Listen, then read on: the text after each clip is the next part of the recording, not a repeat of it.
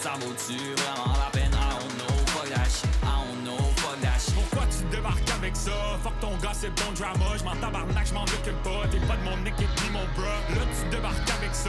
Fuck ton gars, c'est bon drama. J'm'en tabarnak, j'm'en occupe pas. T'es pas de mon équipe ni mon bro. Moi, j'pèse des bidons. Toi, tu fais juste stare, smoke tes pilons. Tu veux pas les share, fine, t'es pas le pilote. Yo, Parker One, je suis back pour parler de battle rap européen, français. J'espère que ça fait votre plaisir. Je vais faire des prédictions pour le Takeover 2, shout out Gary Lee, qui est samedi prochain, le 10 avril. Donc, on va essayer de voir si on peut prévoir un peu comment est-ce que ça va se passer. Après, c'est des prédictions, on sait jamais, je vais peut-être me planter. Le premier battle, j'ai pas mis exactement dans le même ordre que la carte parce que j'ai fait mon propre ordre. Nico K contre MC Joel ou Joel, je suis pas certain. Nico K, en fait c'est deux MC que je connaissais pas, donc je suis allé faire mes recherches. Nico K, je trouve qu'il a une bonne plume, qui est bon pour trouver des jeux de mots, des doubles sens. Puis en fait genre des schemes, tu sais, il les enchaîne. Par contre, dans son delivery, je trouve qu'il met un peu trop d'emphase sur hey, voici un jeu de mots là, Ma Teresa en papa. C'est un peu comme s'il les nourrit trop, alors que moi j'aime mieux quand les battle rappers ils disent sans nécessairement là, être en train de le passer au surligneur dans leur emphase. Mais vraiment, je trouve qu'il y a un bon potentiel avec sa plume. Alors que côté performance, son battle de CORC Sud, j'ai checké, il est un peu statique, il reste au même endroit, des fois il va booster un peu l'agressivité dans sa voix, mais peu, tu sais. Alors que quand je l'ai vu au Red Bull dernier mot, bon, c'est une autre discipline, il y a un beat, c'est freestyle, mais je trouvais qu'il y avait un peu plus de performance. Donc, s'il réussit à prendre ce côté-là plus performance actif, puis le mettre dans un battle a cappella, surtout je pense le takeover ça va être dans un cypher assez serré versus le RC Sud, ça avait l'air bizarre là. Il avait l'air tout le monde était assis, ils sont au loin, c'est plus difficile de sentir l'énergie puis de se nourrir de cette énergie-là dans sa performance. Donc je pense qu'il y a moyen que Nico K fasse un très bon battle. En face, il y aura MC Joel qui lui est plus cru, il est vraiment moins dans la finesse de la plume, il est plus dans un personnage bas les couilles, à l'aise, très performance. Donc je pense que ça va être intéressant de voir le battle parce que les deux MC ont pas les mêmes forces du tout. Ce qui fait que Joel en live va probablement gagner juste avec son charisme, avec son humour. C'est quelqu'un quand même, il peut être assez créatif dans ses approches. Puis après ça, tu réécoutes, puis là, tu te dis « Ah, peut-être que Nico K gagne. » Mais j'avoue que je suis un peu plus de l'école que les battles sont gagnés en live plus que sur vidéo par la suite, après plusieurs réécoutes. Mais bon, c'est pas comme un parti pris fort, là, mais à cause de ça, j'irais Joel 2-1. Mais je pense que ça va être un battle débattable. Puis si Nico, il step up sa performance, son agressivité, sa conviction, il pourrait aussi très bien gagner. Donc, à voir. J'ai hâte de voir ce battle-là maintenant que je me suis familiarisé avec le travail de chaque MC. C'est quand même un beau match-up de low tier pour commencer la soirée. Ensuite, on a Nolly contre SPWay. Ça, c'est un battle que j'ai quand même très hâte de voir.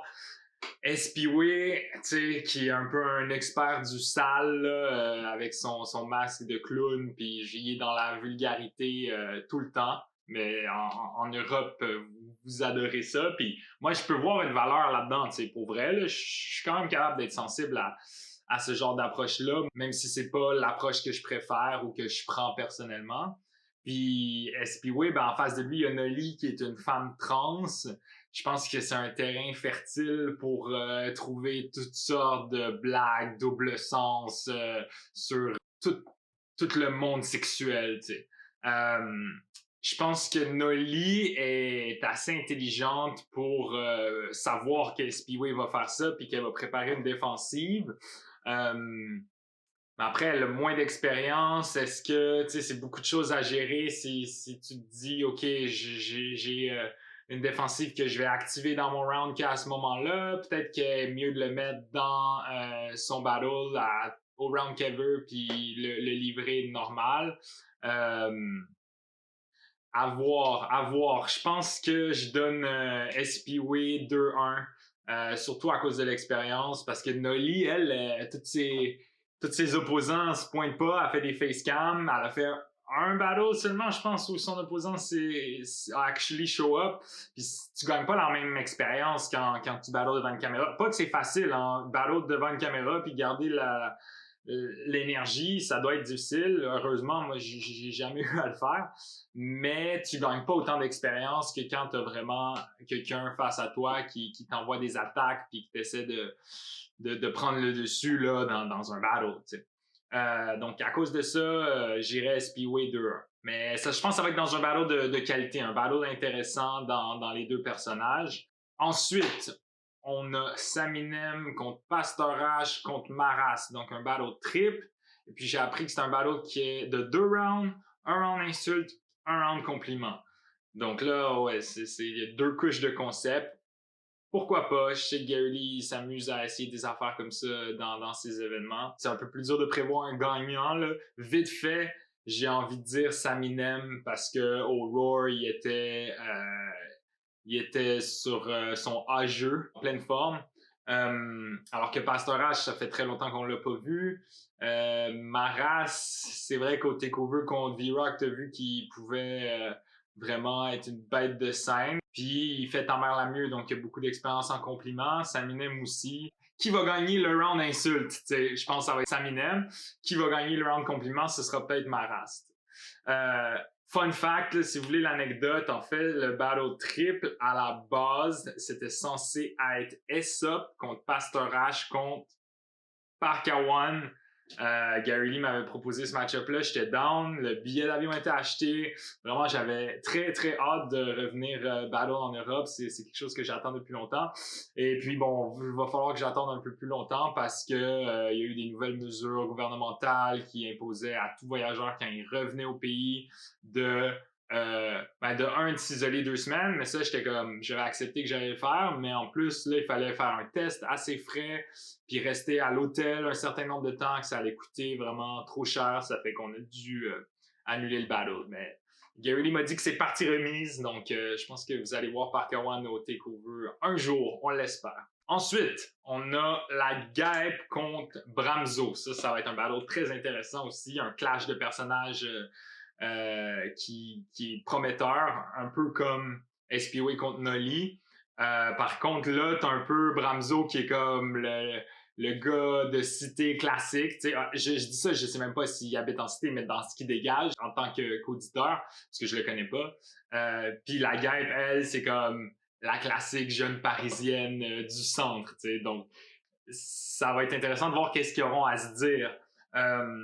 Je pense que dans les battles contre des filles, souvent les gars peuvent faire l'erreur d'y aller dans la misogynie un peu crue, tu sais, en mode ouais non, je vais juste c'est un sport masculin, moi je vais montrer ma dominance masculine puis je vais gagner comme ça. Tu le vois aux États-Unis, il y en a beaucoup qui ont fait ça puis généralement les gars ils perdent quand ils prennent cette approche-là. Donc, est-ce que Bramzo va faire ça? Est-ce qu'il va plus y aller dans l'humour de petites parisiennes, genre un peu socio-démographique. On sort les gros mots à verso dans les prédictions. Je sais pas. Je pense que Bramzo il peut être très original, donc je pense pas qu'il va tomber dans le piège de prendre une approche trop misogyne crue, tu sais. Mais en face, la Gaep, ben, je pense que c'est exactement dans quoi qu'elle s'embarque. On l'a vu contre Yum.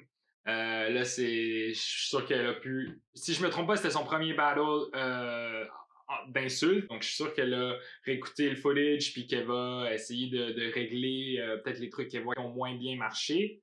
Par contre, Bramzo, au final, il a quand même plus d'expérience.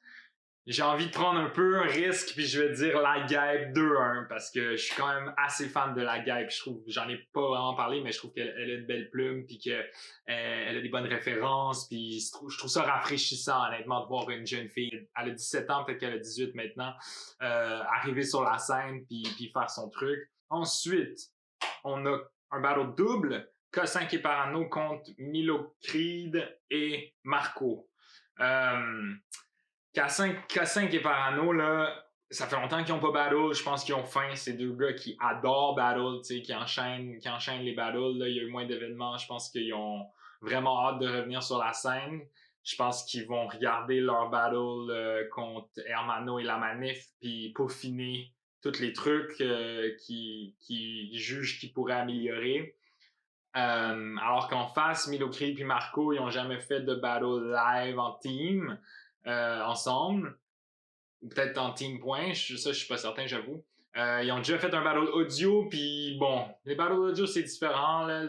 Tu voyais un peu que c'était des battle rappeurs qui essayaient de faire du battle classique sur un beat, donc ça marchait pas si bien. Je pense que ça va être très différent, ce qu'ils vont amener dans le 2 contre 2 en personne. Tu sais, on a vu Marco faire très bien au Roar contre Walls.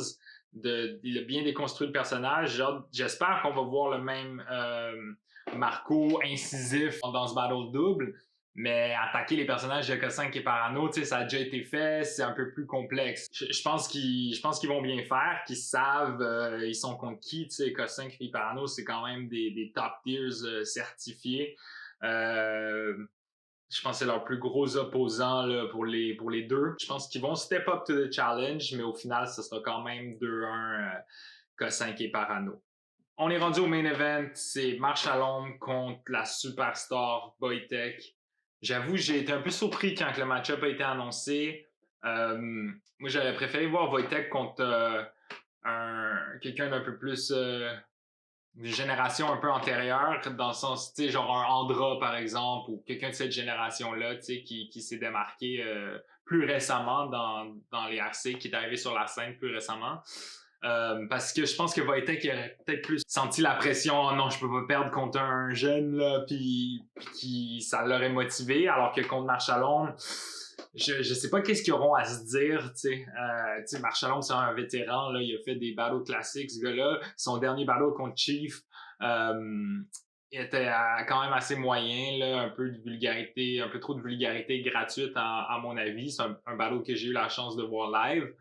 Donc, si on regarde les dernières performances, Wojtek, bon, on l'a vu sur Instagram, on l'a vu contre Hermano, sinon je pense que c'est la dernière fois. Si on se fie aux dernières performances, c'est pas mal Wojtek, tu sais, qui prend le dessus, mais Marchalon, il va pas se préparer pour Wojtek comme il s'est préparé contre Chief. Je pense que Marchalon, il se dit, c'est ma chance de battre le God tier incontesté des battles en Europe. Il va pas, je pense qu'il va arriver motivé à fond, mais je sais pas quel genre d'angle qu'il pourrait prendre qui venant de Marche à l'ombre serait efficace contre Wojtek. Tu sais, si tu le traites de vieux washed up, ben je pense pas qu'aucun des deux est un vieux washed up, mais les deux, c'est quelque chose qui pourrait leur être dit, tu sais. Alors peut-être qu'ils vont ramener, peut-être que genre Marchalon va ramener des vieilles anecdotes de tu sais, un peu un cours d'histoire sur le battle rap. J'espère vraiment, j'espère que ce battle-là va live up au main event. J'ai un peu l'impression que ça va être un battle décevant, mais je demande aux gars de me prouver le contraire, s'il vous plaît. Donc voilà, ça a conclu mes prédictions pour le TakeOver 2. J'ai get le pay-per-view, je vais checker ça en live si possible, sinon tout de suite après, puis je ferai un review dans les jours qui suivent. Est-ce que vous êtes d'accord avec mes prédictions? On peut s'obstiner dans les commentaires, ça va me faire plaisir. J'espère que vous aimez le contenu que j'ai drop sur la chaîne. C'est plus des affaires qui se passent sur la scène locale, tu sais. C'est parce que c'est là que je suis, tu sais. Je suis à Montréal, puis c'est un peu le but de la chaîne aussi, de couvrir ce qui se passe localement, mais inquiétez-vous pas, à chaque fois qu'il y a un événement de battle rap majeur en Europe, je vais couvrir ça avec plaisir. Donc, prenez soin de vous, Parker, on est out. Cheers!